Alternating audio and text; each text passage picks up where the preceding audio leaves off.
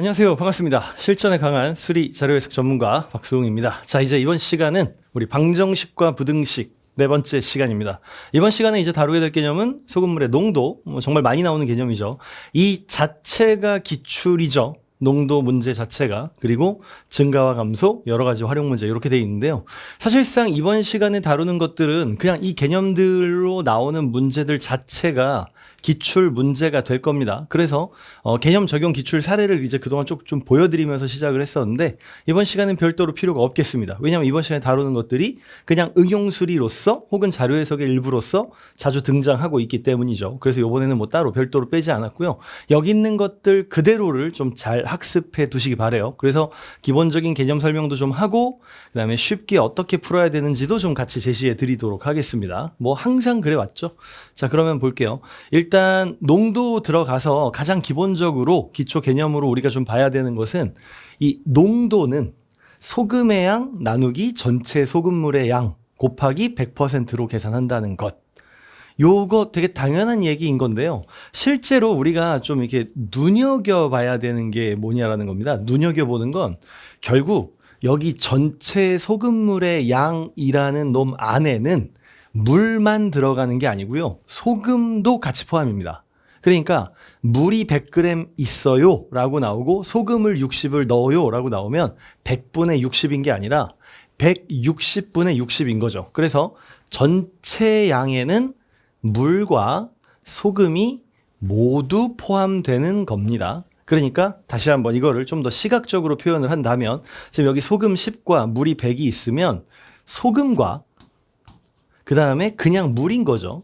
소금과 물을 합친 것 분의 소금이 들어가고 여기다가 곱하기 100을 해줘야 된다 이겁니다. 그래서 지금 같은 경우에는 소금이 10이고 물이 90이라고 했으니까 10과 90이 들어가고요. 그 다음에 10짜리 소금이 들어가는 거죠. 100분의 10에 곱하기 100을 하는.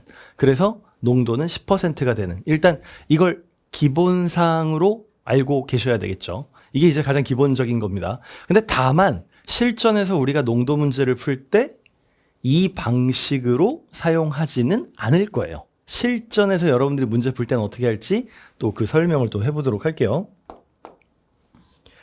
자, 그러면 일단 제일 처음에 이제 문제를 읽을 때부터 여러분들이 미지수를 정하는 게 굉장히 중요한데요. 그림을 그려야 됩니다. 그림으로 인정하시면 돼요. 이 예시의 상황입니다. 5% 소금물 200g을 2%로 만들기 위해 넣어야 할 물의 양 구하기라고 되어 있습니다. 그러면 일단 5%의 소금물 200g을 먼저 그림으로서 좀 표현을 할 필요가 있는데 이렇게 좀 해놓습니다. 퍼센트와 그램을 이렇게 세로로 나란히 쓰는 거에 익숙해지세요. 문제에서 언급할 때 농도가 나오지 않으면 미지수로 쓰시면 되고요. 지금처럼 모두 다 5%랑 200g 모두 다 숫자로 표현해 주면 숫자로 쓰시면 됩니다. 언급하지 않는 건 미지수로 쓰시면 되고요. 아시겠죠? 자, 그래서 일단 5% 200g에 이걸 2%로 만들기 위해 결과물이 2%인 겁니다. 그래서 결과물 2%를 했고요. 넣어야 될 물의 양이라고 했습니다. 물은 농도가 몇입니까? 안 알려줘도 농도가 0인 겁니다. 물은. 그래서 0% Xg 넣어야 될 물의 양이 미지수니까 우리가 구해야 될 거니까 이걸 X로 잡았고요. 그 다음에 2% 했고요. 이 물과 이 물을 섞으면 이 물이 나오겠죠. 200 플러스 X가. 이게 1단계입니다. 일단 그림으로 좀 표기할 수 있어야 되는데 실제로 여러분들이 이런 겉에 외부 테두리 같은 거 할 필요 없죠. 그냥 사실은 숫자만 쓰면 되는 거예요. 그러니까 실제로 이 문제를 읽을 때에는 그냥 5% 200g 있고 더하기 농도는 0짜리 Xg 있고 결과물은 2% 200 플러스 X야라고 요 내용물만 쓰겠죠.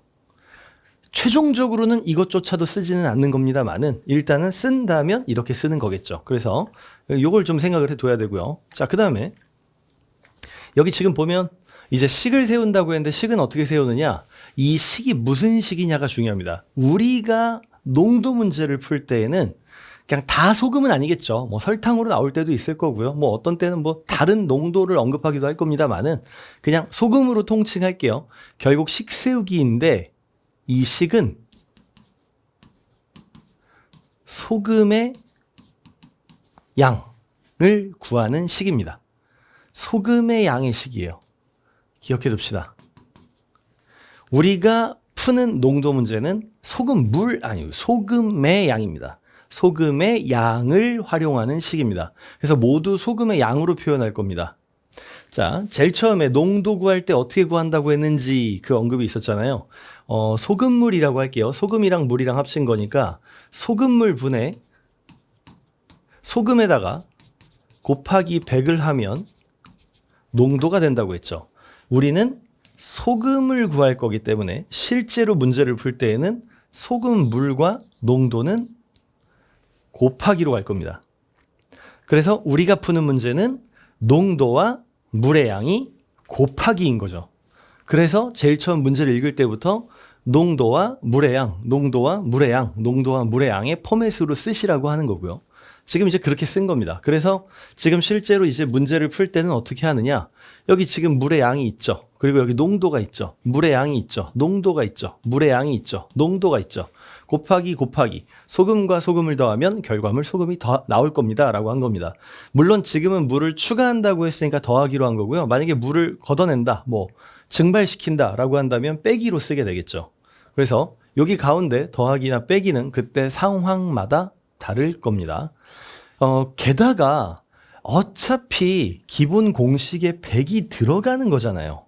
그러니까 어차피 모두에게 100이 있을 거면 우리 방정식 푸는 거잖아요. 방정식은 양변에 동등한 행위를 한다면 문제가 없다. 그러니까 곱하기 100이라는 것을 다 똑같이 안 해도 문제가 없겠죠. 그렇게 생각해 본다면 사실은 여기 분모의 100을 다 같이 무시하고 문제를 풀어도 상관이 없겠죠. 여기서 잠깐, 자, 여러분들이 잘 보이실지 얘기를 해볼게요. 자, 잘 보세요. 지금 결국 얘의 곱은 세로 쓰기를 할 때 나오는 이 두 숫자의 곱이죠. 그리고 결국 얘네들의 곱은 역시 세로 쓰기를 할 때 나오는 둘의 곱이죠. 그리고 는 이제 equal 나오고요. 그 다음에 다시 또 여기 얘네들의 곱도 역시 요 세로 쓰기의 곱이죠. 제가 강조하고 싶은 건 뭐냐면 저렇게 그림으로 표현하고 식을 쓰고 100을 약분하고 그렇게 갈 수도 있겠지만 원래 이제 기본 단계는 그게 맞겠지만 최종적으로 여러분들이 시험을 보실 때에는 문제를 읽으면서 읽는 단계에서 농도와 물의 양이 언급이 되면 숫자로 언급이 되면 숫자로 처음부터 곱하기로 시작을 하시라는 겁니다.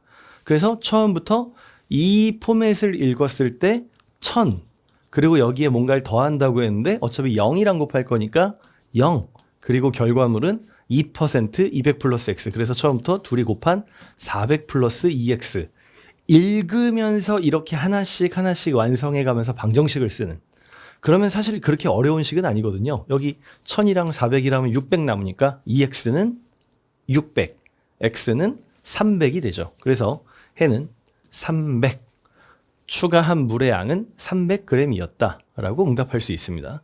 이런 포맷에 좀 익숙해지시라는 겁니다. 자, 다시 한번 강조할게요. 농도와 물의 양을 세로 개념으로 쓰는 이유는 결국 얘네들이 곱하기를 할 것이고 어차피 모두 다 100분해가 있을 거기 때문에 100분해를 무시하고 쓸 수 있다. 그러니까 읽으면서 거의 동시에 5% 소금물 200g 1000이라고 쓰는 겁니다. 곱하기로. 그리고 2%로 만들기 위해 넣어야 될 물이라고 했으니까 물의 농도는 0, 0에 xg. 근데 0 곱하기 x는 0이니까 0으로 썼고요. 그 다음에 나중에 2%의 물의 양, 이 부분이 항상 핵심이 되겠죠. 물과 물을 더하면 마지막 물이 돼야 됩니다. 그 부분만 잘 반영하시면 한 줄짜리 방정식으로 풀 수 있습니다. 자, 그러면 다시 한번 좀 정리를 해볼게요. 소금의 양이라는 건 농도 그리고 물의 양이 있을 때 이걸 곱하는 것이라고 했고요.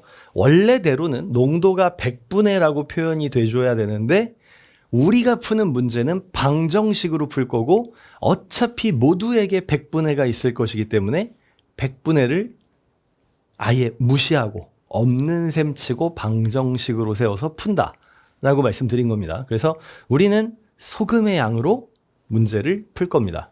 소금의 양은 어떻게 한다? 농도와 물의 양을 곱한다 X가 되겠습니다. 소금물에 물을 더 넣거나 증발시켜도 소금의 양은 변하지 않습니다.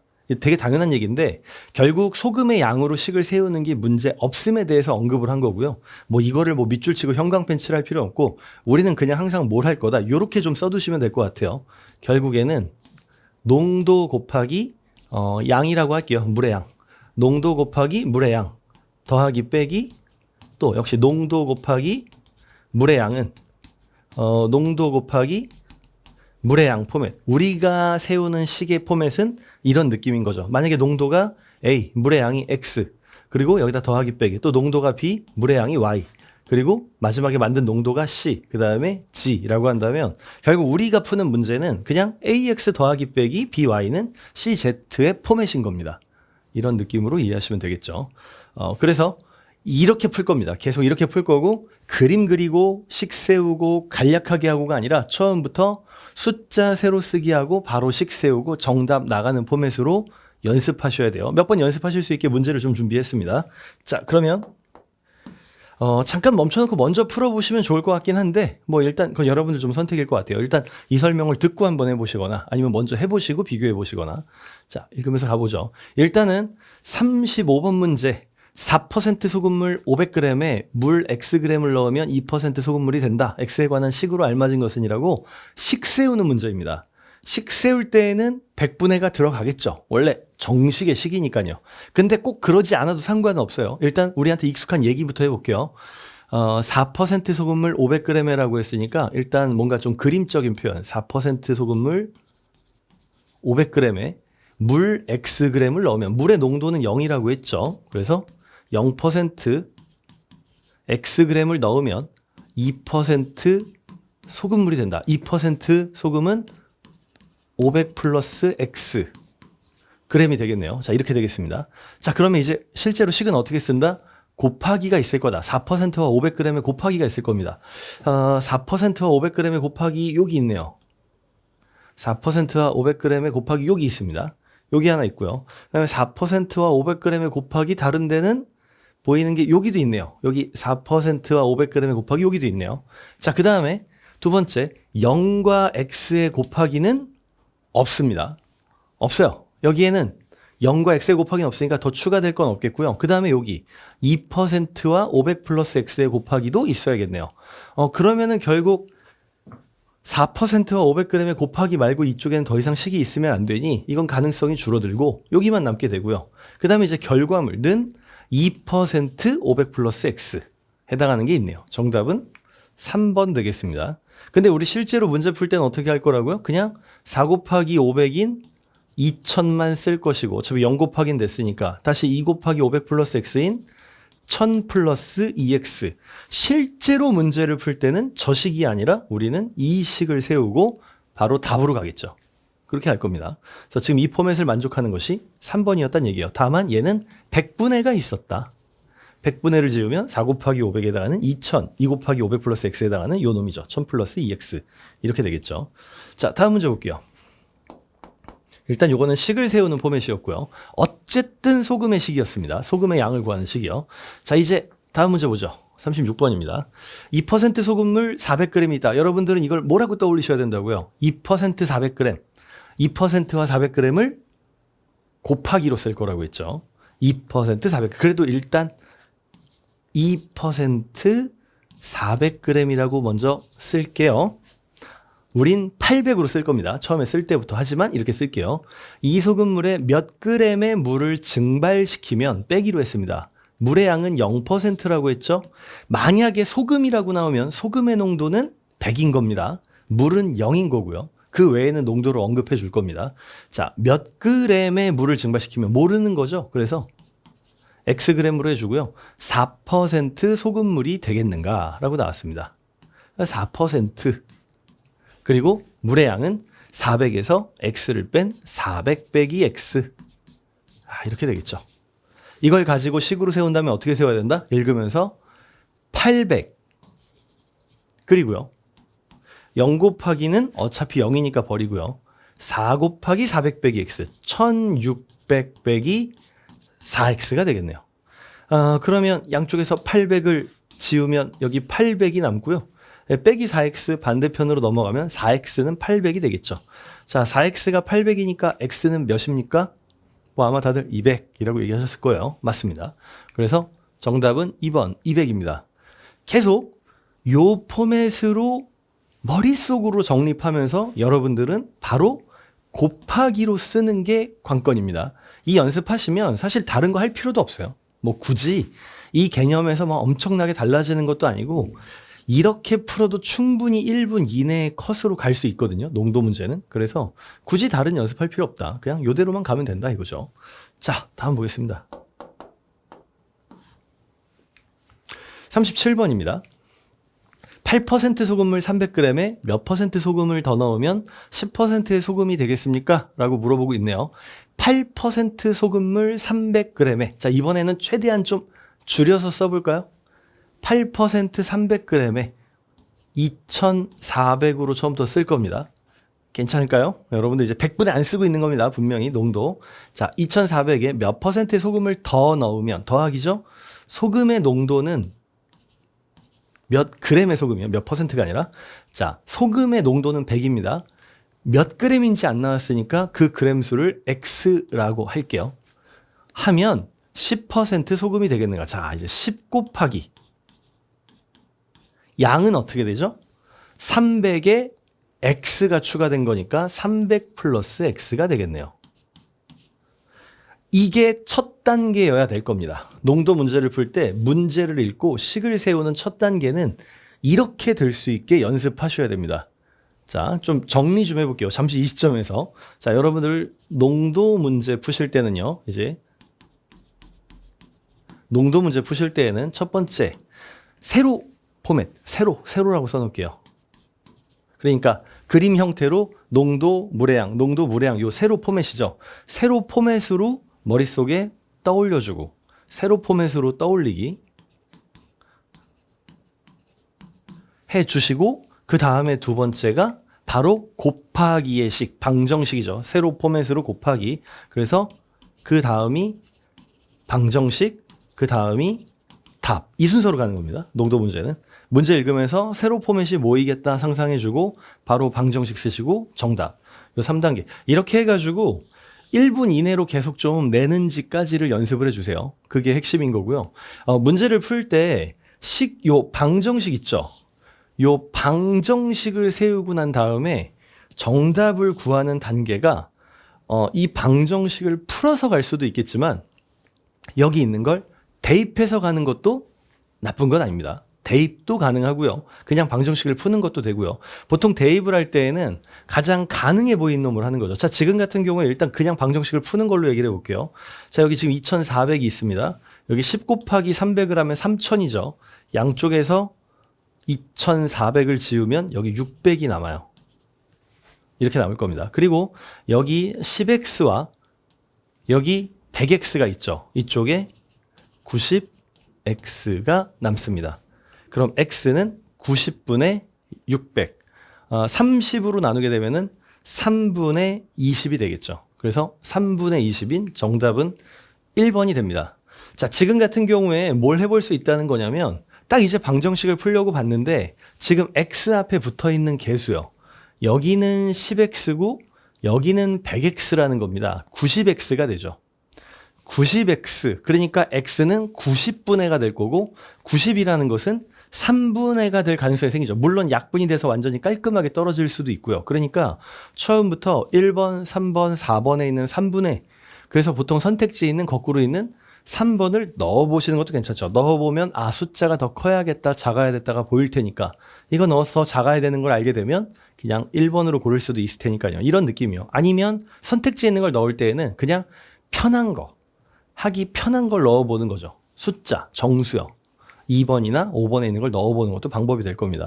물론 지금 같은 경우에는 사실 거꾸로 넣어보는 것보다 이 방정식이 나오면 보통 방정식이 어렵지 않으니까 그냥 방정식 풀어서 정답을 구하는 게 일반적이긴 하겠죠.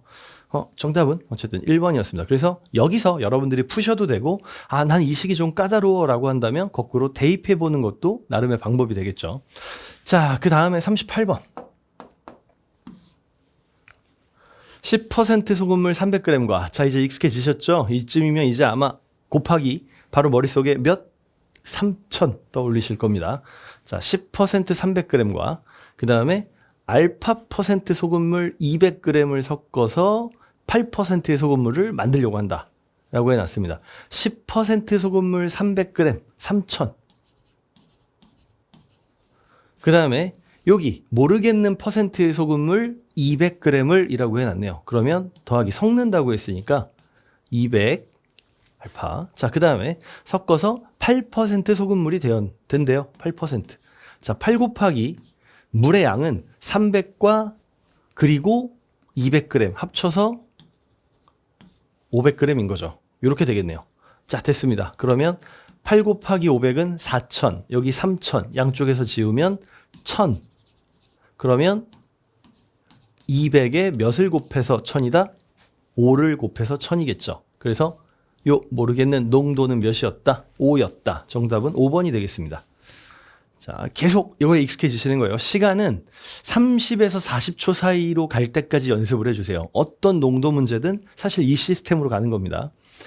자, 그 다음 보겠습니다. 이제 증가율, 감소율 얘기를 해야 되는데요. 증가율과 감소율 문제에서는 두 가지를 기억합시다. 하나는 일단 증가율, 감소율에서의 이 두 가지인데요. 하나는 미지수를 어느 것으로 할 것인가? 미지수를 무엇으로 할 것인가? 미지수는 최대한, 여기서 정해둡시다. 미지수는 최대한 가능하다면 한 개. 미지수는 최대한 한 개로 갑시다. 그리고 두 번째, 최대한 웬만하면 한 개로 쓰는 거예요. X랑 Y 가볍게 미지수를 하나 더 넣지 마시고 최대한 Y를 안 쓰려고 하셔야 된다는 거고요. 그 다음에 두 번째, 배수 또는 약수. 배수나 약수의 특성을 활용합시다. 우리는 객관식 문제 푸는 거거든요. 그럼 딱 보면은 이 배수나 이 약수를 가지겠다라는 거를 선택지에서 고를 수 있죠. 그래서 이 두 가지를 기억해 두도록 합시다. 자, 지금 보면요. 증가율과 감소율은 원래 값을 기준으로 한대요. 그러니까 증가한 후나 감소한 후에 대한 걸 계산을 할 때 애초에 하기 전인 X를 미지수로 잡고 하는 게 합리적이긴 하겠죠. 왜냐하면 증가나 감소를 둘 다 표현할 수 있으니까. 그래서 증가율은 늘어난 양 나누기 원래 양, 감소율은 줄어든 양 나누기 원래 양이라고 나와 있는데요. 실제로 우리한테 증가율 계산하라고 하는 게 아니고 감소율 계산하라고 하는 게 아니라서 이건 여러분들이 참고하실 식이 되는 거고요. 우리는 뭐만 하면 되냐면 증가한 양, 감소한 양 그걸 체크할 때 미지수를 최대한 한 개, 증가하기 전, 감소하기 전에 어떤 거를 미지수로 놓는다에만 집중하면 됩니다. 일단 예시 상황을 좀 얘기를 해볼게요. 지금 여기 가격이 1,000원인데 1,200원이 됐어요. 문제에서 증가율을 표현한다 그러면 어떻게 해야 되냐면 요 증가한 양만 가지고 증가하기 전의 값 있죠? 분모로 내려서 여기에서 차지하는 비중. 그래서 1,000분의 200은 20%죠. 그래서 얘는 20% 증가했어요. 만약에 1,000원에서 200원이 떨어졌어요. 800원이 됐습니다. 그러면 이것도 1,000원한테 200원이 차지하는 비중은 20%죠. 그럼 감소율도 20%라고 표현할 겁니다. 다만 실제로 우리가 문제를 풀 때 증가율이 몇이에요? 감소율이 몇이에요가 아니라 증가율은 얼마고요? 감소율은 얼마입니다라고 먼저 제시되는 문제를 볼 거예요. 이 응용수리에서는. 그래서 우리가 하게 될 거는 증가율이 제시될 때, 감소율이 제시될 때 어떤 계산을 하느냐에 포인트를 맞추고 공부하는 겁니다. 그건 요 뒷페이지로 볼게요. 자, 예시의 문제로 좀 설명을 해볼게요. 애초에 이 자체가 많이 나오는 문제인데요. 자, 우리가 집중해야 될 포인트는 미지수를 최대한 한 개로 잡는 것, 그리고 배수나 약수를 활용하는 것, 요 두 가지라고 했습니다. 작년 총 학생 수가 800명인 A중학교에서 올해는 10% 증가, 여학생 10% 감소, 남학생 10% 증가했고요. 여학생 10% 감소했습니다. 그래서 총 20명이 감소했어요. 올해 남학생 수와 여학생 수를 구해달래요. 자, 어때요? 증가율, 감소율은 이미 나와 있죠? 자, 중요한 건 이겁니다. 10% 증가라고 하면은 몇 퍼센트가 된 거냐 이거예요. 10%가 증가했다 그러면 110%가 된 겁니다. 이걸 몰라야 되는 건 아니에요. 다만 이걸 쓰는 상황이 매우 한정적이라는 겁니다. 지금 여기서 남학생이 10% 증가했다는 거를 그럼 남학생은 10% 증가했으니까 남학생 수 곱하기 110%, 10%가 증가했으니까 110%가 되었다. 여학생은 10% 감소했으니까 여학생은 90%가 된 거죠. 나 자신 100%에서 10%가 빠진 겁니다. 항상 기준은 100인 거예요. 여학생은 90%가 됩니다. 이렇게 해놓고 총 20명이 감소했다. 저기 800명이라고 되어 있죠. 전체 800명인데 20명 감소하면 780명이 되겠죠. 이런 식을 세우지 않는다는 겁니다. 이렇게 세우지 않아요. 제가 여기도 이렇게 써놨지만 우변을 780이 되는 식으로 세우는 걸 하는 게 아니라는 겁니다. 문제에서 증가 감소가 나오면 우리는 최대한 식을 간결하게 세워야 되잖아요. 간결하게 세우려면 증가와 감소만 세워야죠. 식으로. 그러니까 남자가 110이 되는 게 아니라 남자는 10% 상승했다. 그래서 10%만 100분의 10만 해줘야 된다는 겁니다. 물론 상승이니까 여기는 빼기 기호를 넣지 않고 썼습니다. 더하기란 뜻인 거죠.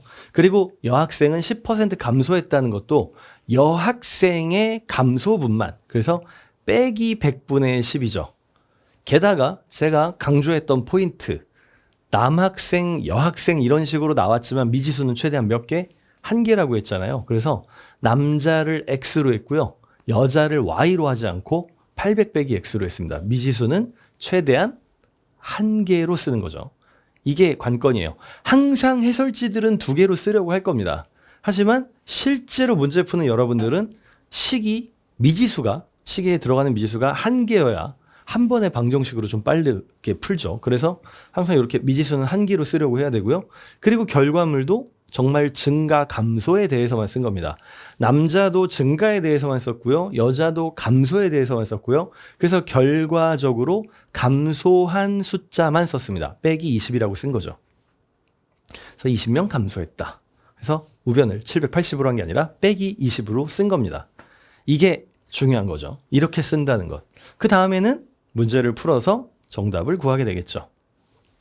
이 문제에서 마지막에 하는 얘기가 그래서 올해 남학생 수와 여학생을 구해주세요 라고 했으니까 작년에 남학생이 이제 나왔잖아요. 300명으로. 여기 X가 300. 그럼 작년에 남학생 300, 작년에 여학생 500. 300에서 10% 붙이면 330. 여기 10%, 300이 10%. 그 다음에 500에서 10% 빠진대요. 여학생은 500명, 500명의 10%는 50. 그래서 50은 뺐죠. 450으로 이렇게 결론을 내는 걸 볼 수 있습니다. 크게 볼 때 특징은 뭐다? 미지수는 최대한 한 개로 세운다. 그리고 두 번째로 제가 앞에서 강조했던 건 뭐였죠? 배수나 약수를 보는 거였고요. 이 문제에서는 미지수를 한 개로 세우고 두 번째로 뭐 했냐면 문제의 뜻에 맞는 결과 냈습니다. 이 문제는 그랬어요. 자, 그럼 이제 여기서 이렇게 얘기해 볼게요. 실제로 지금 정답이 나온 걸 가지고 볼까요? 남학생은 330명 나왔고요. 여기다 쓸게요. 남학생은 330명 나왔고요. 여학생은 450명 나왔습니다. 결과적으로요. 자, 제가 앞에서 두 가지를 강조했었는데 미지수는 최대한 하나로 쓰는 거라고 했고 배수나 약수를 활용하는 거라고 했잖아요. 만약에 이게 객관식 문제라면 우리가 객관식에서 골라줘야 되는데 여기 10% 증가했다라는 건 결국 110%가 됐다. 사람 수로서는 11의 배수가 됐다는 거죠. 이거 11의 배수입니다. 자, 그러면 여학생은 10% 감소했으니까 여학생은 몇 %가 된 거죠? 100에서 10%가 빠지면 90%가 된 거죠. 90%니까 여기는 9의 배수겠네요. 정답이 하나도 아니고 두 개가 같이 나란히 써질 때 한쪽은 11의 배수, 한쪽은 9의 배수가 되는 걸 선별해서 거꾸로 역산해 보는 것도 괜찮겠죠. 만약 객관식 문제였다면요. 그래서 두 가지를 앞에서 좀 강조했던 겁니다. 미지수는 최대한 한 개로 쓰시라. 두 번째, 배수나 약수의 성질을 항상 확인하자. 이렇게 되고요. 실제로 문제를 풀 때에는 미지수 한 개짜리로 최대한 식을 써주고 그 다음에 질문에 맞게 정답을 구하는 것까지 가줘야 됩니다. 이게 응용 수리에서 가장 기본적으로 해야 되는 거죠. 연립방정식의 활용의 맨 마지막 단계. 문제의 뜻에 맞게 정답을 쓴다가 되겠습니다. 자, 다음 볼게요. 39번 문제입니다. 이 문제가 증가 감소가 나왔는데요. 미지수를 최대한 한 개로 쓰는 것, 그리고 배수나 약수의 성질을 활용하는 것이라고 얘기를 했습니다. 지금 뭘 할 수 있는지 볼까요? 2020년에 비해서 달걀 수확량이 10% 늘어나서 121kg이 되었대요. 배수나 약수의 성질은 조금 뒤에 보기로 하고요. 일단은 원천적인 방법을 써봅시다.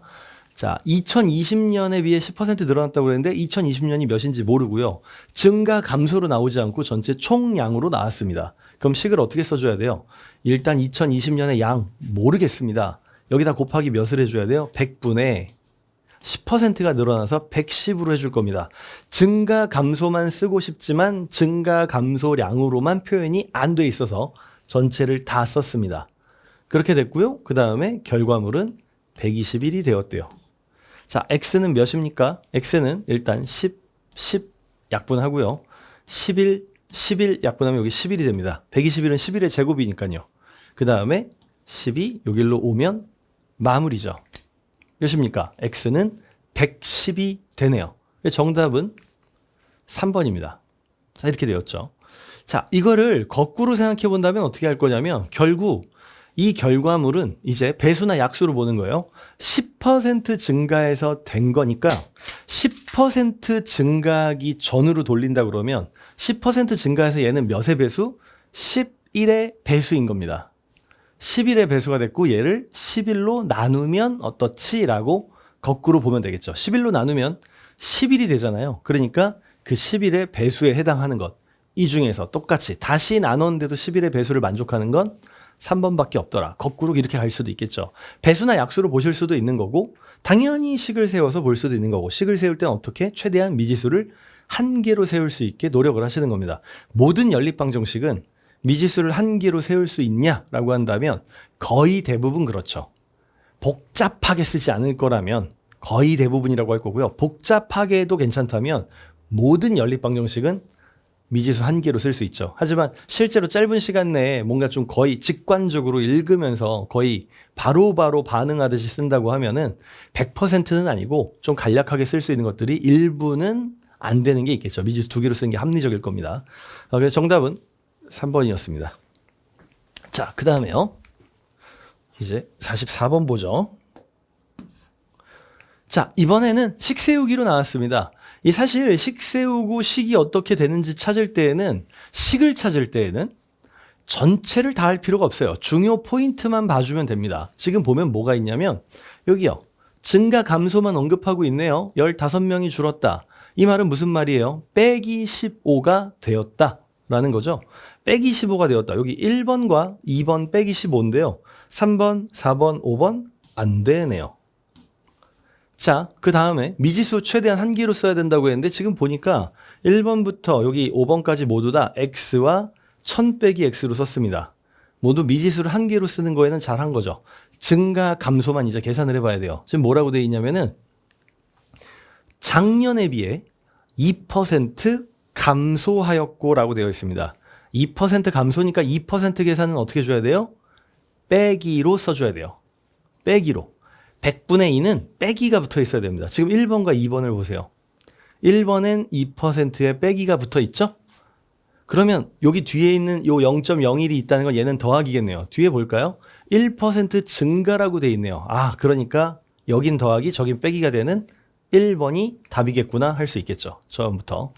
그래서 꼭 뭐 다 보지 않더라도 우리가 식이 완성된 걸 찾는 거니까 이렇게 포인트마다 좀 봐주면 되겠네요. 증가 감소에 대해서 감소한 것만 증가한 것만. 그래서 결과물은 역시 총 감소했더라라는 마무리를 한 겁니다. 자, 다음 보죠.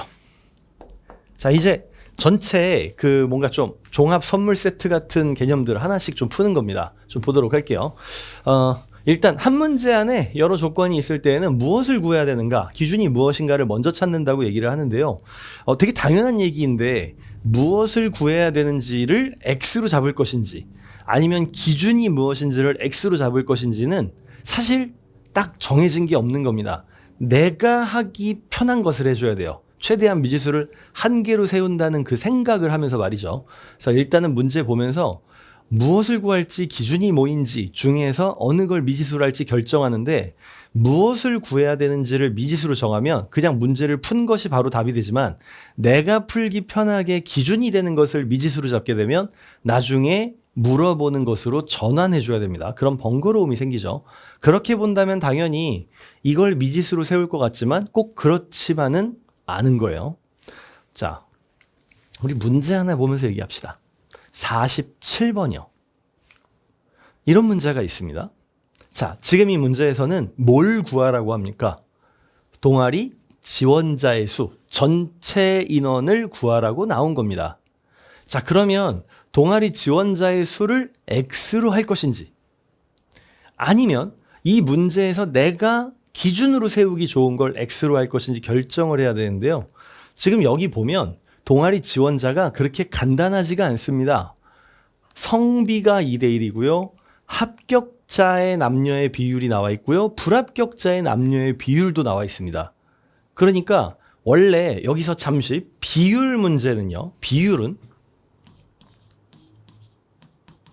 이 비율은 실제로 비율 자체가 실제 값입니까? 비율은 실제 값인가요? 아니죠. 비율은 실제 값이 아닙니다. 비율은 어떻게 해야 실제 값이 될 거냐면 곱하기 미지수를 하면 X라고 할게요. 비율에 곱하기를 하게 되면 그것을 실제 값이라고 하죠. 그러니까 비율이 나왔을 때는 그 비율에다가 양쪽에 미지수를 붙여야 실제 값이 됩니다. 이 비율 문제에서는 미지수를 곱하기 하는 놈으로 잡는 게 좋겠죠. 이게 이제 X가 기준이 되어서 거기서부터 이제 문제를 풀어 나갈 테니까요. 그렇게 하는 게 좋겠죠. 우선 비율에서는 항상 뭔가를 곱해줘야 된다는 것. 그러니까 지금으로 본다면 여기 남녀의 성비는 2대 1이라고 했지만 실제 남자와 여자는 2A, 1A. 이게 실제 남자, 여자가 되는 거고요. 이게 남자, 여자의 실제 숫자가 되는 거고요. 그 다음에 합격자의 남녀의 비는 3대 2라고 했으니까 3B, 2B, 뭔가 미지수를 곱한 거죠. 그래서 이게 실제 값이 되는 겁니다. 합격자의 남자는 3대 2가 3B와 2B가 되는 겁니다. 근데 여기서 땡큐하게도 합격자의 수는 100명이라고 나와 있어요. 자, 여기서 하나 또 기억합시다.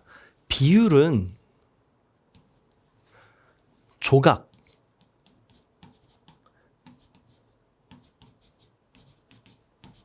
비율은 몇 조각인지에 대한 정보를 줍니다. 비율은 몇 조각인지 알려줘요. 알려줌이라고 쓸게요. 자, 비율은 얘네가 몇 조각인지. 지금 보니까 3B랑 2B라는 건 몇 조각인 거냐면 총 5조각인 겁니다.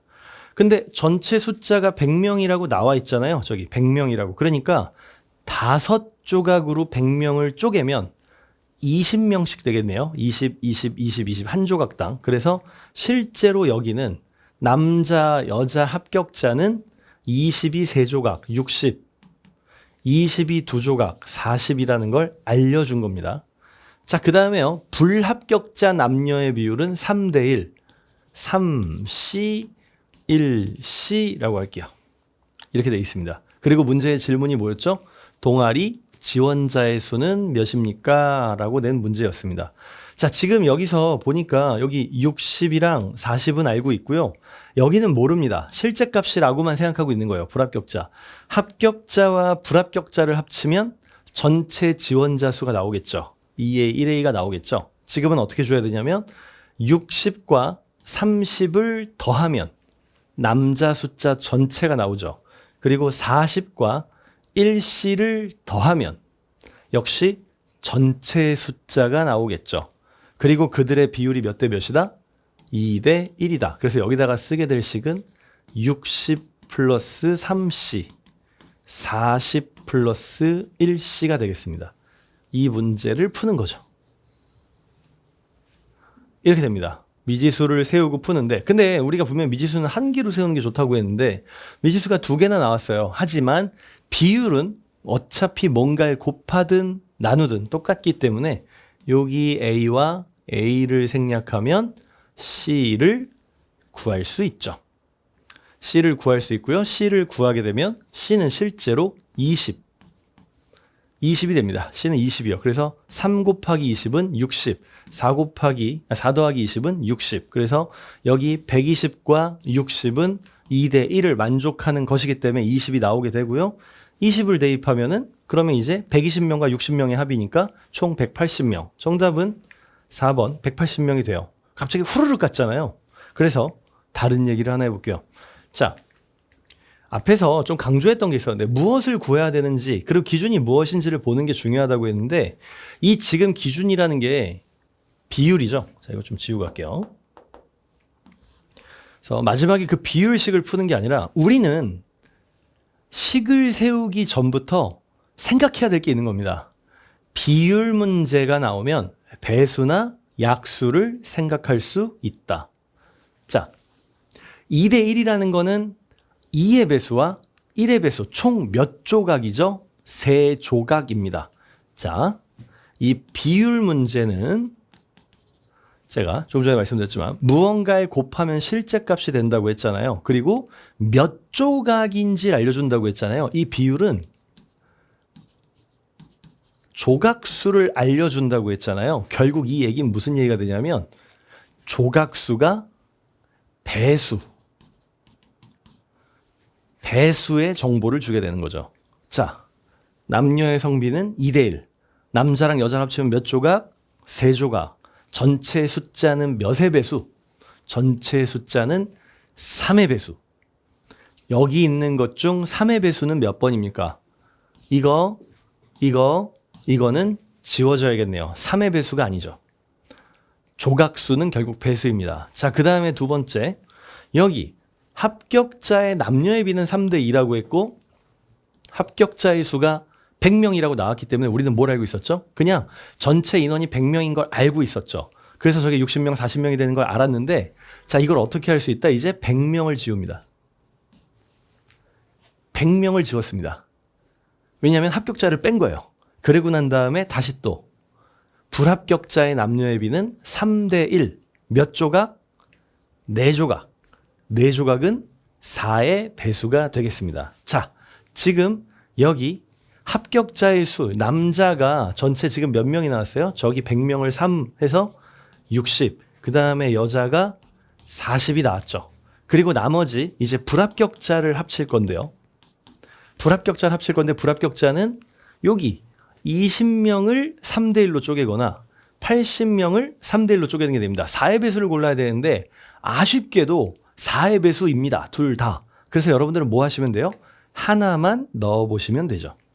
비율 문제는 조각수를 알려주고요. 조각수는 배수의 정보를 알려주는 겁니다. 그리고 그렇게 해서 선별해서 대입해 보는 겁니다. 자, 20명 대입해 볼게요. 20명 3대 1로 쪼개면 4조각, 20을 4조각으로 나누면 한 조각당 5입니다. 그러니까 남자는 15, 여자는 5가 돼요. 자, 75대 45 이렇게 됐네요. 이게 문제에서 뭐라고 그랬죠? 남녀의 성비는 2대 1이라고 했습니다. 이거랑 이거가 2대 1이 맞아요? 45의 2배는 75입니까? 아니죠. 틀렸습니다. 1번이 틀렸으니까 정답은 몇 번이다? 4번이 되겠죠. 이렇게요. 그래서 뭘 구하는지도 굉장히 중요하긴 한데 여기서 한 걸음 더 나아가서 특히나 비율의 특성이라는 게 결국 배수나 약수로 간다는 것. 뭐 배수 또는 약수입니다. 꼭 배수만 생각할 건 아니고요. 배수 또는 약수까지 좀 떠올리시는 게 중요하고 우린 항상 객관식을 풀고 있고 객관식의 성질을 특성을 최대한 극대화시켜서 활용한다는 것. 잊으시면 안 되겠죠. 자, 그 다음 봅시다. 이번 시간에 하는 건 좀 다 중요해요. 그래서 다른 시간보다는 좀 길게 설명하고 있는 것 같습니다. 좀 더 서둘러 볼게요.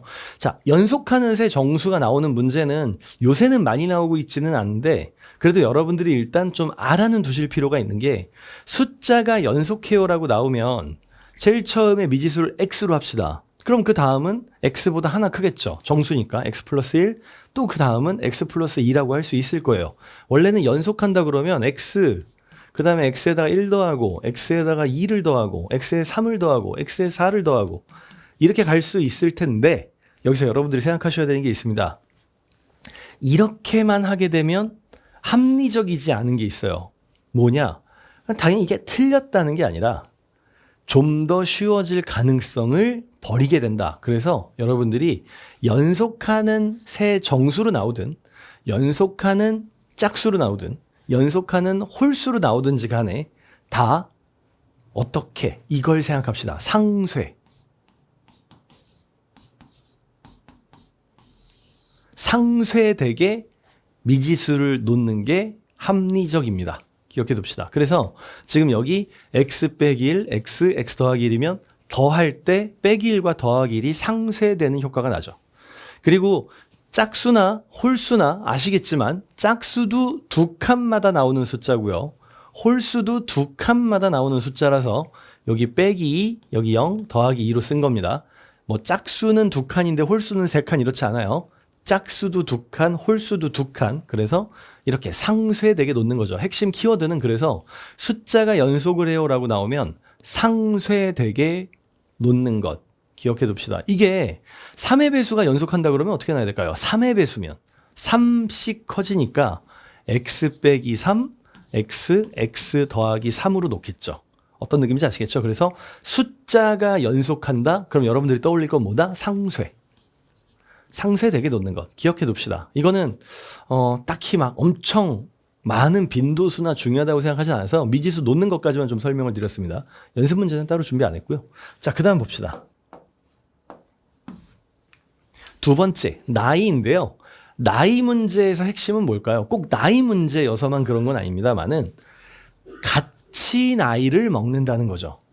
X년도 후의 나이는 당연히 현재 나이에 플러스 X를 하는 건데 나이 문제가 다른 방정식과 다른 이유가 나이를 얘기할 때 3년이 지났어요라고 얘기하면 특별히 언급하지 않아도 거기에 나왔던 등장인물들은 나이를 다 같이 먹는다는 겁니다. 그래서 나이는 모두에 적용된다는 게 핵심이죠. 나이 문제는 나이는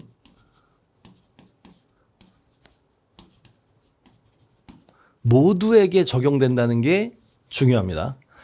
이거를 나이 문제에서만 국한시킬 필요가 없죠. 그러니까 언급하지 않아도 같이 되는 것들의 사례가 있을 거예요. 그 대표적인 사례가 뭐냐면 직사각형 같은 거예요. 자, 직사각형이 나왔다고 합시다. 이거 직사각형이라고 할게요. 모두가 90인. 자, 직사각형이 있을 때 직사각형에서 가로의 길이를 늘릴게요 라고 나오게 되면은 이게 혼자만 되는 게 아니라 가로가 늘어나요? 그러면 여기 마주보는 변도 같이 늘어난다는 겁니다. 세로를 늘릴게요 라고 하면은 이쪽 한쪽만 늘어나는 게 아니라 반대편도 같이 확장되겠죠. 그래서 나이 문제가 특별한 이유는 굳이 나이를 언급하는 이유는 나이로 문제가 나온다는 건 모두에게 적용하는 특수성이 있어서입니다. 그래서 이런 도형 문제에서도 나이 문제는 아니지만 똑같이 적용되는 특성이 있기 때문에 이런 연립방정식이 나올 때 이런 도형이나 이런 나이 문제가 같이 좀 등장하는 거죠. 그래서 우리가 볼 문제, 연습 문제 41번입니다.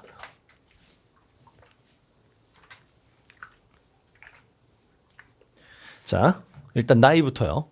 2024년에 찬양이의 나이는 12살, 어머니의 나이는 40살. 그리고 어머니의 나이가 찬양이의 나이의 3배가 되는 건 몇 년 후입니까? 라고 해놨습니다. 자, 지금 몇 년이 지났는지는 몰라요. 그러니까 어때야 되냐면 어머니의 나이, 찬양이의 나이는 모두 똑같이 더해줘야 됩니다. 몇 년이 지날지는 모르겠지만요. 자, 여기에 여러분들이 쉽게 풀기 위해서 아셔야 되는 게 한 가지 있습니다. 자, 당연히 나이가 많은 쪽과 나이가 적은 쪽이 이제 등장을 하겠죠. 뭐 동갑 말고요. 보통 이제 나이가 한쪽이 많고 한쪽이 적겠죠. 나이가 많은 쪽과 적은 쪽의 이 비율이요. 이 비율은 시간이 네. 이 칠판이 아직도 익숙하지가 않습니다. 자, 시간이 흐를수록 비율은 작아집니다. 작아집니다. 요건 기억해 둡시다.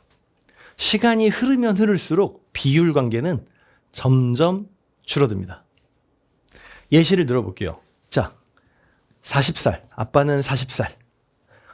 아기가 태어났어요. 우리나라는 태어나면 1살로 하잖아요. 기존에는. 자, 처음에 비율이 몇입니까?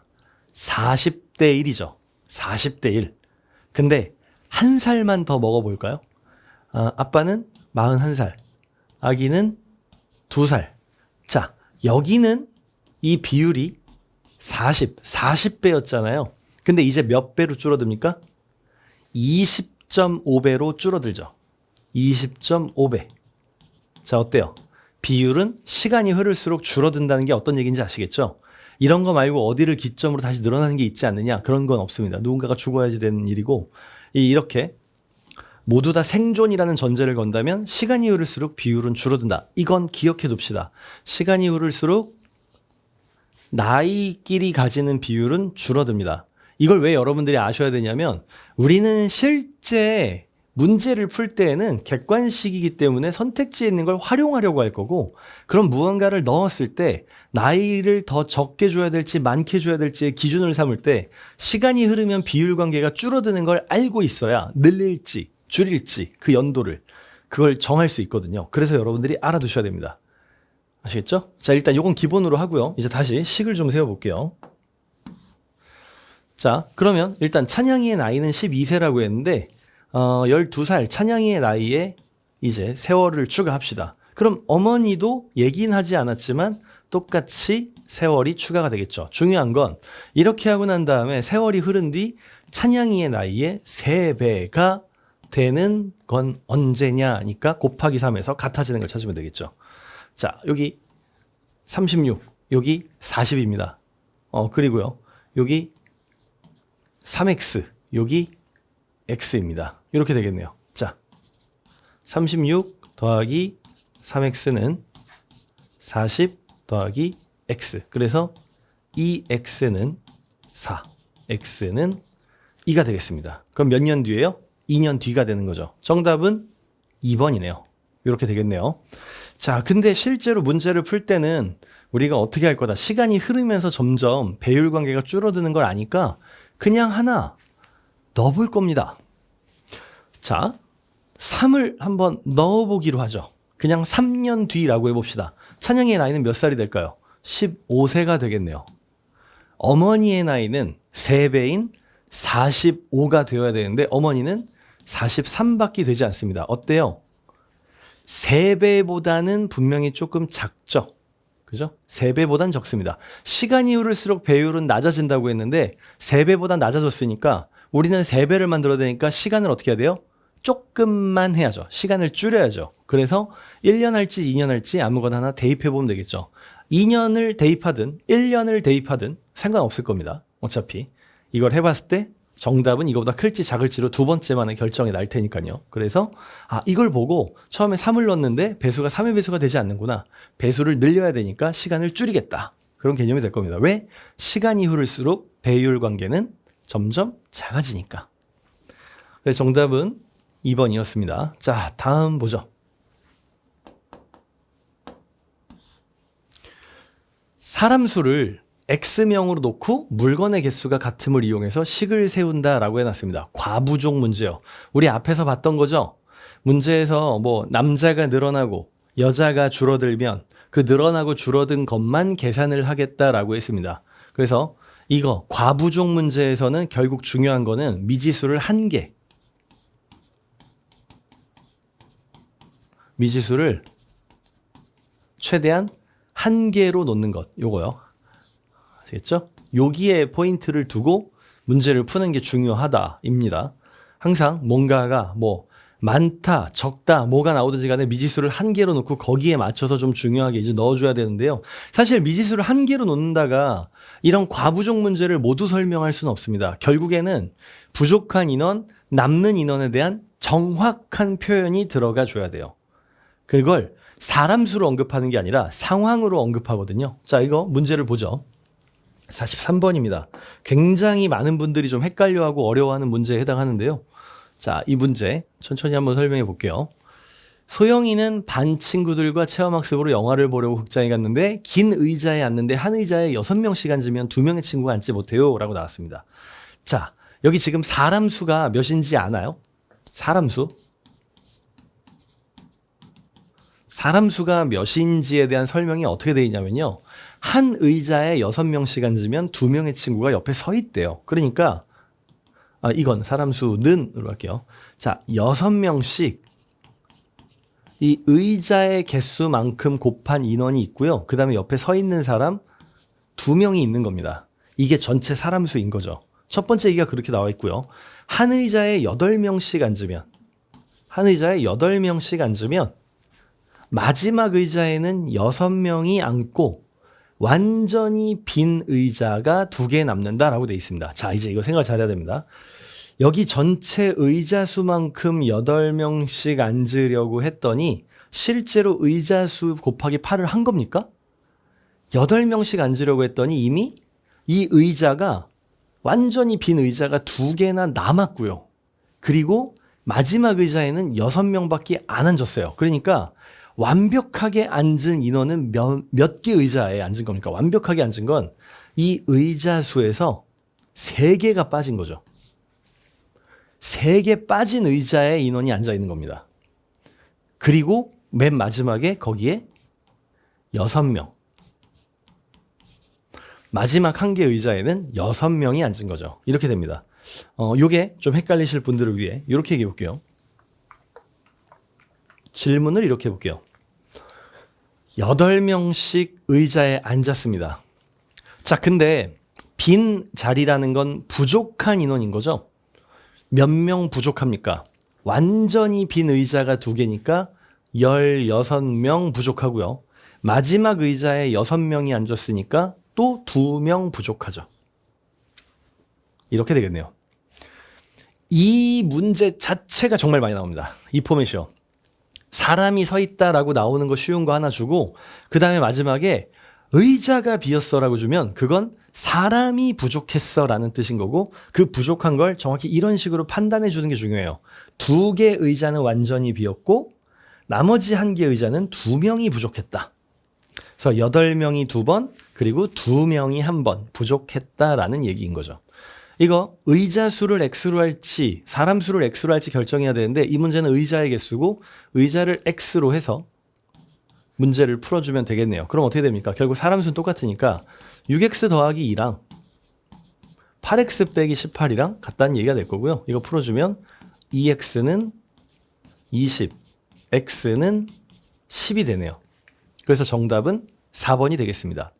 자, 근데 이럴 수 있죠. 제가 이렇게 설명을 했지만 실제로 문제를 지금 이 설명 들으시는 분들은 이렇게 바로 와닿지 않는 경우가 있을 거예요. 그리고 실전에서는 내가 이걸 할 수 있을까? 라는 생각. 그래서 바로 그런 생각을 하실 분들을 위해서 또 역시 좀 살아남을 설명을 하나 해드릴게요. 뭐냐면 이거 있잖아요. 처음부터 선택지를 대입해 보시는 겁니다. 굉장히 심플한 방법이 되겠죠. 자, 당연히 선택지는 항상 3번부터 넣는다. 3번이 답이어서가 아니라 업앤다운을 판단하거나 아니면 뭐 쉬운 숫자 넣으셔도 됩니다. 여러분들이 느끼시기에 쉬운 숫자. 자, 한번 의자가 9개라고 해볼게요. 자, 한 의자에 6명씩 앉으면 2명의 친구가 앉지 못하고 어떻게 될 거냐면 6, 9, 54 더하기 2. 이게 사람 수가 되죠. 56명. 자, 56명이 됐습니다. 그러고 난 다음에 이제 56명을 한 의자에 8명씩 앉으면 마지막 의자에는 6명이 앉고 라고 했는데 자, 지금 우리 의자를 9개로 했잖아요. 8명씩 앉으면 8 곱하기 9. 자, 이렇게 돼요. 그리고 난 다음에 여기 있는 해석대로 좀 가져야 됩니다. 자, 지금 중요한 거는 56명이에요. 56명. 이게 이제 인원입니다. 근데 8, 9, 72. 72죠. 72니까 몇 명이 남습니까? 자리가. 16명 자리가 남죠. 왜냐면 16을 빼야 56이 되는 거니까. 그죠? 16명 자리가 부족한지 읽어보면 되죠. 완전히 빈 의자가 2개라고 했으니까 9명씩 2개면 18자리. 자리가 좀 많이 남네요. 그죠? 자리가 너무 많이 남습니다. 의자 개수를 늘려서 사람 수를 늘려버렸더니 너무 많이 부족하게 된 거예요. 그래서 지금 같은 경우에 이게 거꾸로 좀 생각을 해줘야 되는데 어쨌든 간에 이 사람 수가 여기서 더 늘어나게 되면 여기서 늘어나는 것과의 차이보단 줄어들 테니까 결국 이거 말고 숫자를 한 단계 더 올린 걸 대입할 거다라는 판단을 할 겁니다. 근데 이럴 수 있죠. 그냥 봤는데 아니네 하고 끝날 수도 있죠. 그럴 경우엔 그냥 다른 걸 넣으세요.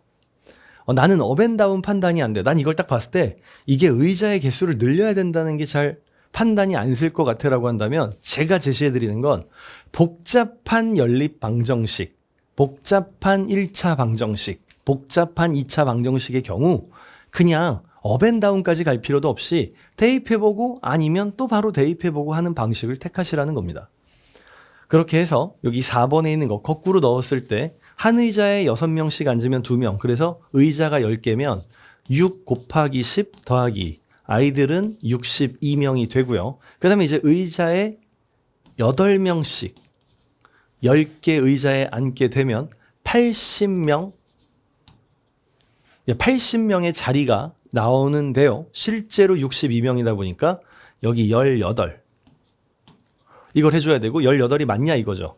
8명짜리 의자가 2개, 여기 16개 좌석이 비었고 의자 6명이 앉았다고 했으니까 2명의 좌석이 비었다. 그래서 합치면 18명의 좌석이 나오더라. 그래서 4번은 되네. 이렇게 간다는 거죠. 거꾸로 그냥 대입해보는 것도 할 수 있다는 겁니다. 꼭 업앤다운이 나오는 걸로만 판단하셔야 되는 게 아니에요. 그 능력을 꼭 갖추시라는 게 아니라 내가 방정식을 세울 수 없다면 선택지에 있는 걸 넣어보는 걸 해보시라는 겁니다. 그래서 지금 당장은 선택지에 있는 걸 3번을 넣고 업앤다운을 못하니까 나는 선택지에 있는 걸 넣는 걸 못하는 사람인가 봐 라고 생각하지 마시고요. 그냥 항상 거의 모든 문제를 정석으로 한번 풀어보시고 여러분들이 좀 쉽게 풀 수 있는 걸 풀어보시고 선택지에 있는 걸 넣어보는 연습을 계속해보세요. 뭔가 제가 설명드리지 않은 것들도 이렇게 뭔가 좀 보이는 게 있을 겁니다. 점차. 이런 계산을 할 수 있구나. 이런 생각을 할 수 있구나 말이죠. 그런 게 보일 겁니다. 자, 다음으로 가볼게요. 45번 문제. 해나가 다니는 수학학원에서 입학기념으로 나눠줄 연필을 준비했다. 준비한 연필을 한 바구니에 200개씩 K개의 바구니에 담았더니 100개의 연필이 남았다. 자, 200개씩 K개의 바구니에 담았더니 100개가 남았다. 그러니까 200K 플러스 100. 이게 연필 전체 개수가 되고요. 그 다음에 한 바구니에 150개씩 K 플러스 2개의 바구니에 담았더니 150개씩 K 플러스 2개의 바구니에 담았더니 50개의 연필이 남았다. 이렇게 되네요. 이런 얘기가 되겠습니다. 이거 풀면 되겠죠? 이거 풀어서 K 값은 몇이 나오는지 이거 계산해주면 되겠죠? 실제로 말이죠. 이거 계산해서 K 값이 5인가요? 네, 맞죠. 5가 나오고 5를 대입해주면은 1번 1100개다가 나오게 되는 그런 구성입니다. 자, 일단 뭐 기본적으로 방정식을 풀어서 K가 5가 나오고 K가 답인 게 아니라 이 전체 연필 총 개수니까 이 자체를 구하는 것이어서 K5를 넣어서 나머지 답까지 구하는 게 중요한데요. 자, 여기서 또 할 얘기가 있죠. 방정식이 나오게 되면 항상 이 생각은 합시다. 뭐 이거 풀어서 K가 5고 5 넣어서 정답이 1번 나오는 건 너무 당연한 거니까 항상 배수나 약수는 생각합시다. 배수나 약수는요. 자, 배수나 약수를 생각하자는 게 무슨 소리냐면 지금 이 연필 개수는 어때야 돼요? 항상 200의 배수에 100을 추가한 모양이어야 할 겁니다. 그리고 또 어때야 될 거냐면 50을 제외하면 150에 K 플러스 2를 곱한 모델일 겁니다. 근데 이것만 해도 좀 헷갈리죠? 그럼 요거를 이렇게 바꿀까요? 150K, 150 곱하기 2는 300이니까 350. 다시 말해서 350을 지우면 150의 배수일 거고 100을 지우면 200의 배수일 겁니다. 이거보다는 이거 판단이 빠르겠죠? 자, 여기서 100을 지워서 200의 배수가 되는 게 답이겠네요. 이거 100을 지우면 1100입니다. 200의 배수 안 되죠. 이거 100을 지우면 1200입니다. 200의 배수가 되죠. 이거 100을 지우면 1050입니다. 200의 배수 절대 안 되죠.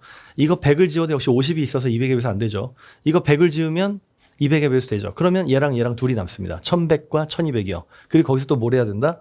350을 지우면 150의 배수도 돼야 되죠. 그것까지 모두 만족하는 거. 자, 여기서 350을 지우면 몇이 됩니까? 350을 지우면 750인가요? 350을 지우면 자, 750은 150의 배수가 되죠. 여기서 350을 지우면 850이고요. 850은 150의 배수가 됩니까? 안 되죠. 그렇기 때문에 만족하는 건 1번. 배수나 약수를 활용할 수 있다. 이렇게 방정식이 하나가 아니라 2개 이상이 나온다는 건 배수나 약수의 정보를 2번 준다는 얘기고 모두 다 만족하는 걸 고를 수 있다는 얘기죠.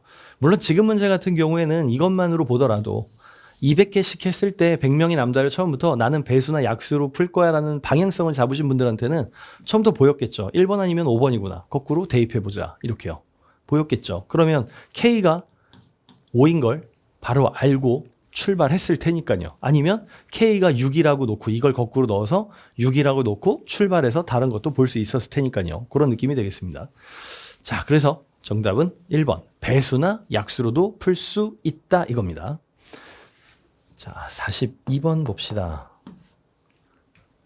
자, 가로의 길이가 6이고 세로의 길이가 8인 직사각형이다. 아까 말씀드렸던 이 직사각형은 한쪽을 늘리면 다른 쪽도 같이 늘어난다는 거.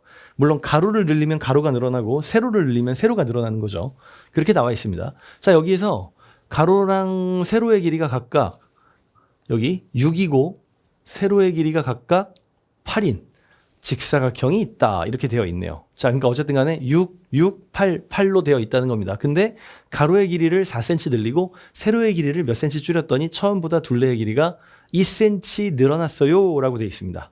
자, 좀 식을 좀 세워볼게요. 일단은 사각형이 있습니다. 사각형이 있는데 가로가 6이고요. 세로가 8입니다. 당연히 여기도 8이고 여기도 6이겠죠. 이렇게 되어 있습니다. 근데 가로의 길이를 4cm 늘렸대요. 자, 그러면 이제 가로는 10이 됐고요. 세로의 길이를 xcm 줄였습니다. 8 빼기 x. 물론 여기도 10이고 여기도 8 빼기 x가 되겠죠.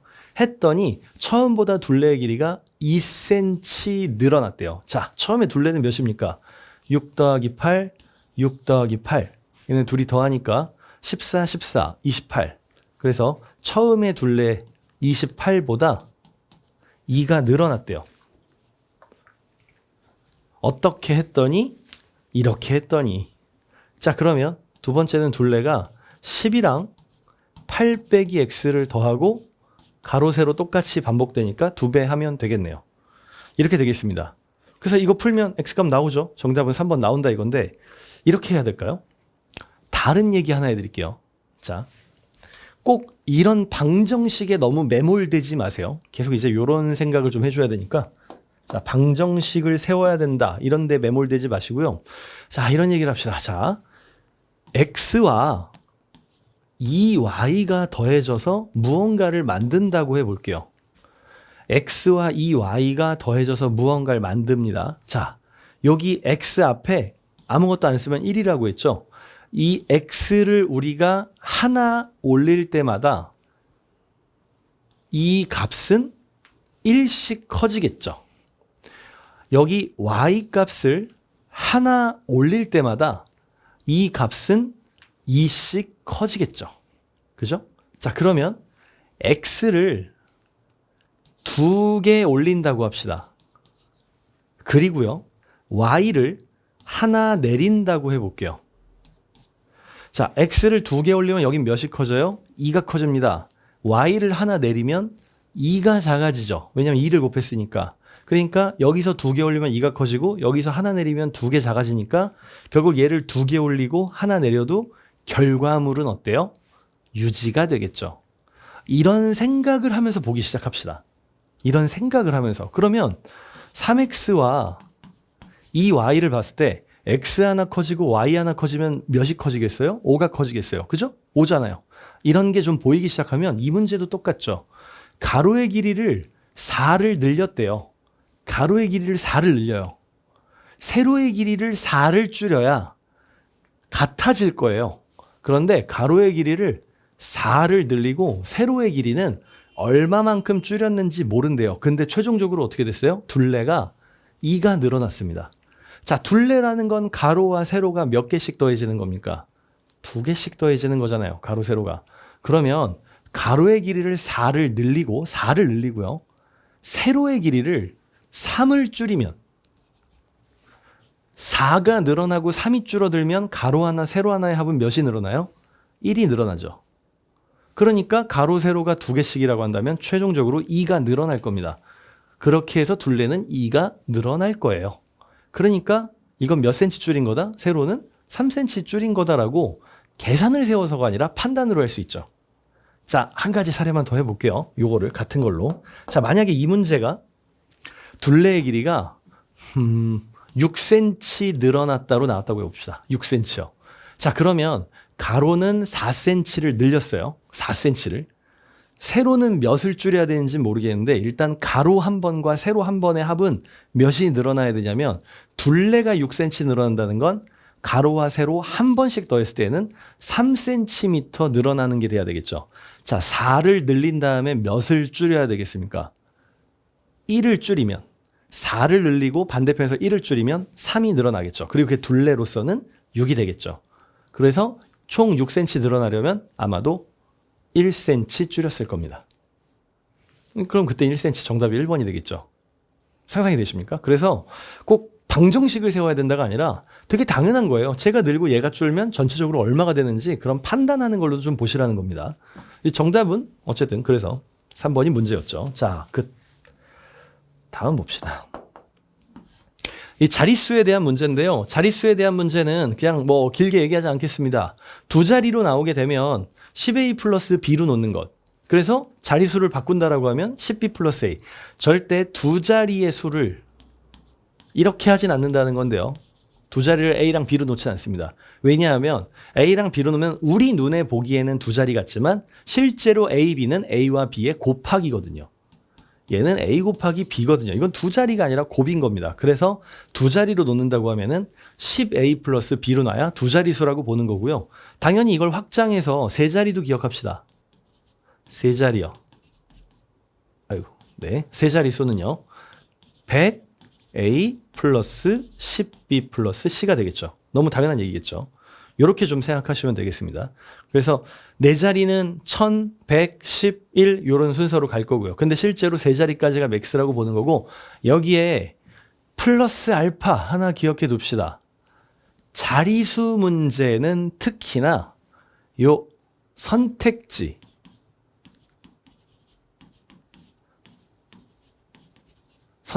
역산 있죠? 이걸 활용합시다. 이거 역산이에요, 역산. 선택지 역산을 꼭 나의 해결 방법 중 하나로 넣어둡시다. 식을 세워서 저렇게 10a 플러스 b로 놔서 문제를 풀 수도 있지만 선택지를 역산하는 것도 꼭 반드시 해법으로 가져갑시다. 네 자리수, 다섯 자리일수록 훨씬 좋겠죠. 자, 문제 봅시다. 40번이요. 정은이는 두 자리 자연수 중 한 개를 선택했다. 10의 자리 숫자와 1의 자리 숫자의 합은 9다. 라고 했습니다. 자, 일단 두 자리 자연수라고 했으니까 10a 플러스 b라고 놓기로 한 거고요. 문제에서 첫 번째로 a 플러스 b 두 자리의 수의 합은 9다 라고 얘기했고요. 10의 자리랑 1의 자리를 바꾸면 원래 수보다 27만큼 크다가 있네요. 자, 바꾸면 10b 플러스 a가 되는데요. 이게 바꾼 수고요. 바꾸기 전의 숫자는 10a 플러스 b가 됩니다. 바꾼 수가 더 크다고 했으니까 둘이 뺐을 때 27이 돼요. 자, 이렇게 됩니다. 이 두 개를 연립해 줘야죠. 지금 여기 A에서 10A를 빼야 되고요. 10B에서 B를 빼줘야 됩니다. 그렇게 되면은 옆에다 식을 쓴다면 빼기 9A 더하기 9B 이렇게 되겠네요. A가 지금 빼기 9A고요. 여기 B는 그냥 9B가 되니까. 그리고 결과는 27이 되죠. 모두 빼기 9씩 약분하게 되면 A 빼기 B는 빼기 3. 자, 여기다 쓸까요? A 빼기 B는 빼기 3. 자, 이 둘을 연립하는 게 되겠네요. A는 3, B는 6 그렇게 나오겠습니다. 정답은 5번이 나올 거예요. 연립해서. 자, 그런데 말씀드렸죠. 자리수 문제 같은 경우에는 선택지 역산을 아예 해법의 방법으로 하나 넣어두자고요. 자, 지금 보면 제일 처음에 문제에서 뭐라고 했냐면 1의 자리와 10의 자리 숫자의 합은 9라고 했습니다. 그러면 합해서 9가 되는 놈을 볼까요? 얘 9 되나요? 9 안 되죠? 9 안 되죠? 9 안 되죠? 얘 9 되네요. 만약에 9가 되는 게 여러 개가 있었다고 합시다. 그럼 그 다음에 뭐 할 거냐면 1의 자리랑 10의 자리를 바꾸면 원래 수보다 27이 크다. 자, 36 자리 바꾸면 63. 63 빼기 36은 27 맞네요. 모두 만족하는 건 5번이 될 겁니다. 이렇게요. 그래서 혹시나 자리수 문제가 나오면 선택지 역산을 선순위로 두시면 어떨까 합니다. 조심스럽게 이걸 좀 추천해 드립니다. 당연히 기본 미지수로 세우는 건 10a 플러스 b, 100a 플러스 10b 플러스 c 같은 걸로 세우는 게 맞는 거예요. 아시겠죠? 자, 그 다음에 5번째 핵심 포인트를 좀 짚어드리면요. 항상 전체 1의 양은 1로 놓는다는 건데요. 1이라는 게 결국 뭘 뜻하냐면 이게 자꾸 1이라는 것이 100%입니다. 꼭 기억해 둡시다. 1이 100%죠. 당연한 얘기예요. 이거에 맞춰서 문제를 푼다라는 거고, 그래서 문제에서 항상 이 전체 1의 양을 놓으라고 하면은 1이라는 표현으로 놓는 것이 결국 100% 그대로가 될 겁니다. 물론 상황에 따라서 1이 아니라 미지수 자체로 놓을 수도 있겠지만요. 자, 문제를 봅시다. 바로 46번이요. 보면 두원이는 수학 숙제를 나눠서 하려고 한다. 첫째 날에는 전체의 4분의 1, 둘째 날에는 전체의 6분의 1, 셋째 날에는 7쪽을 풀어 3일에 걸쳐 숙제를 끝냈다. 자, 만약에 첫 번째도 비율이었고 두 번째도 비율이었다면 요 마지막까지도 비율이었다면 결과를 1이라고 쓸 건데 지금은 1이라고 쓸 수는 없게 됐습니다. 왜냐하면 저건 비율, 이건 실제 값이니까요. 그래서 어떻게 나와야 되냐면 식으로 세울 때에는 4분의 1x 더하기 6분의 1x, 전체 6분의 1이니까. 그리고 마지막에 플러스 7을 하면 전체인 x가 나옵니다. 100%가 x인 거죠. 그래 놓고 난 다음에 여기 x값, 전체 쪽수를 물었으니까 x값을 구하면 되겠네요. 자, 이 x값은요. 얘네들을 모두 만들어줄 수 있는 숫자여야 되니까 지금 여기 있는 분모가 상쇄되는 놈일 겁니다. 4랑 6이 상쇄되는 거라면 최소한 12겠죠. 최소 공배수가 12니까. 그래서 12의 배수가 답일 겁니다. 실제로 이 방정식을 풀면요. 12, 12, 12, 12를 곱해서 계산해 볼까요? 여기다 12를 곱하면 자, 3x입니다. 여기다가 12를 곱하면 2x입니다. 여기다 12를 곱하면 84고요. 여기다 12를 곱하면 12x가 되죠. 자, 3x와 2x 둘이 더하면 5x. 여기 12x랑 5x를 똑같이 지우면 7x는 84. x는 몇이 돼요? 정말 12네요. 12의 배수인데 정말 12네요. 정답은 12쪽입니다. 4번이죠. 처음부터 어떻게 볼 수 있겠다. 만약에 이게 분수가 좀 많았다고 해볼까요? 지금은 여기 3일차를 줬지만 한 5일차, 6일차를 줬다고 해볼까요? 훨씬 더 합리적일 겁니다. 왜냐하면 모두의 분모를 깔끔하게 없앨 수 있는 그 배수의 조건을 찾는 거니까 여러 개일수록 더 까다로워지겠죠. 그래서 여기 있는 것 중에 만족하는 걸 하나 대입해보면 알겠죠. 그런 방식이었습니다. 그래서 항상 전체는 100%고 100%는 1이라고 놓긴 하는데 상황에 따라 1이라고 놓을지 미지수로 놓을지 그 두 가지로 좀 갈리는 겁니다. 지금은 미지수로 놨어요. 비율값을. 자, 다음 봅시다. 48번이요. 요게 가장 마지막 문제인데요. 이번 시간에. 가장 좀 난해함을 담고 있지 않나라고 생각합니다. 어쨌든 여기서 이제 여러분들한테 좀 추가로 말씀드리고 싶은 게 있는 건데 1의 양이 나오잖아요. 자, 1의 양에 대해서 제가 1이 100%라고 했잖아요. 여기에 플러스를 하나 더 붙입시다. 1의 양은 크게 두 가지로 갈리는 문제를 풀 겁니다. 우리는. 하나는 1의 양을 100%로 놓고 푸는 문제. 물론 여기엔 미지수 그냥 x로 놓고 푸는 게 같이 좀 들어가 있다고 봐야 되고요. 두 번째는 여기 블록의 개수.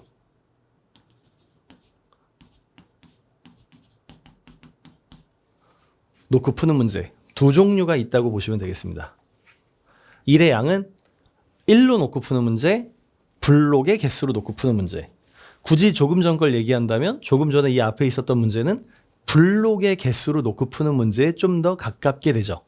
무슨 소리냐면 여기 지금 4분의 1, 6분의 1. 이 말은 4분의 1씩 할 수 있다는 건 블록의 개수는 4의 배수다. 6분의 1로 놓을 수 있다는 건 6의 배수다라는 생각을 하면서 볼 수 있다는 거죠. 그런 느낌인데 문제를 보면 그 문제마다 블록으로 놔야 될지 아니면 그냥 1로 놔야 될지가 명확합니다. 지금 이 문제 명확한데요. 신약을 1분의 2ml씩 이동시키면 4시간이 걸려요 라고 나왔습니다. 자, 총 블록의 개수 이걸 블록으로 본다면 1분에 2개씩 이동시킬 건데 몇 분 걸린다고요? 240분 걸린다고요. 자, 블록을 지금 2개씩 몇 분 걸린다고요? 240분. 애초에 블록 전체의 개수로 보면은 보이는 그림이죠. 얘는 블록이 몇 개 있다고 보면 됩니까? 얘는 총 블록의 개수가 480개 있는 문제에 해당하는 겁니다. 이 문제는. 그렇게 되어 있고 이번에는 3씩 이동시키면 얼마나 걸리냐요. 이번에는 3개씩인 겁니다. 3개씩 하면 얼마나 걸리냐요. 480이 되고 싶어요. 3에 몇을 곱해야 되죠? 160을 곱해야 되죠. 그래서 정답은 160분, 3번입니다. 블록의 개수로 놓고 풀 것인지 아니면 1로 놓고 풀 것인지의 두 갈래밖에 없습니다. 일률 문제는 그래요. 그래서 항상 전체 블록을 따지는 것인지 1로 놓는 것인지 한번 이제 그런 생각, 애초에 이렇게 두 개로 나눌 생각의 입장에서 여러분들이 풀이를 보시면 좋겠죠. 일단 이번 시간에는 그래서 연립방정식에서 나오는 것 중 좀 많이 나오는 모델들 있잖아요. 그것들 중에서도 중학교부터 고등학교까지의 그 수학 과정에서 다뤘던 것들만 빼서 좀 설명을 해보았습니다. 당연히 이것들이 이제 좀 변화무쌍하게 조금씩 변할 수는 있는데 일단 우리는 어디까지나 기초 수학을 하자는 거고 이 바닥에 누워 계신 분들이 이제 일어나는데 필요한 내용을 하자는 거잖아요. 그러니까 지금 설명하는 것들까지만 잘 하셔도 이 다음 단계로 가는 게 어느 정도 좀 도약이 될 거거든요. 그래서 다른 욕심 부리지 마시고 우선은 현재까지 설명한 것들을 저랑 똑같이 한번 좀 풀 수 있게 몇 번이고 좀 반복해 보시는 그런 시간이 필요할 겁니다. 이번 시간 굉장히 좀 길게 설명했는데요. 알아서 좀 잘라서 들으시면서 여러분들이 좀 지치지 않게 그래서 꼭 무조건 다 익히시기 바랍니다. 마무리 잘 하시고 저는 다음 시간에 뵙도록 하겠습니다. 수고하셨습니다. 안녕.